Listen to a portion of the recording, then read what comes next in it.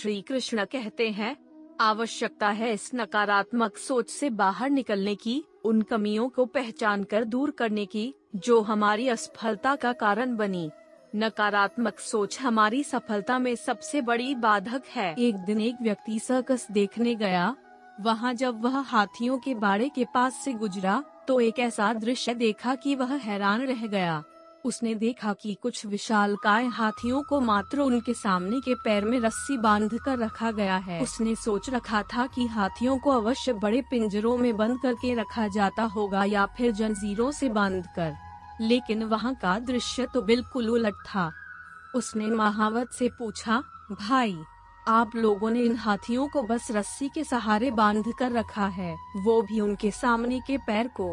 ये तो इस रस्सी को तो बड़े ही आराम से तोड़ सकते हैं। मैं हैरान हूँ कि ये इसे तोड़ क्यों नहीं रहे। महावत ने उसे बताया, ये हाथी जब छोटे थे तब से ही हम उसे इतनी ही मोटी रस्सी से बांधते आ रहे हैं। उस समय इन्होंने रस्सी तोड़ने की बहुत कोशिश की, लेकिन ये छोटे थे, इसलिए रस्सी को तोड़ पाना इनके सामर्थ्य के बाहर था।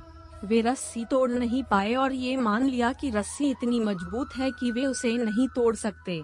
आज भी इनकी वही सोच बरकरार है। इन्हें आज भी लगता है कि ये रस्सी नहीं तोड़ पाएंगे, इसलिए ये प्रयास भी नहीं करते। यह सुनकर वह व्यक्ति अवाक रह गया। दोस्तों, उन हाथियों की तरह हम भी अपने जीवन में नकारात्मक सोच रूपी रस्सी से बंध जाते हैं। जीवन में किसी काम में प्राप्त हुई असफलता को हम मस्तिष्क में बिठा लेते हैं और यकीन करने लगते हैं कि एक बार किसी काम में असफल होने के बाद उसमें कभी सफलता प्राप्त नहीं होगी। इस नकारात्मक सोच के कारण हम कभी प्रयास ही नहीं करते। आवश्यकता है इस नकारात्मक सोच से बाहर निकलने की, उन कमियों को पहचान कर दूर करने की, जो हमारी असफलता का कारण बनी।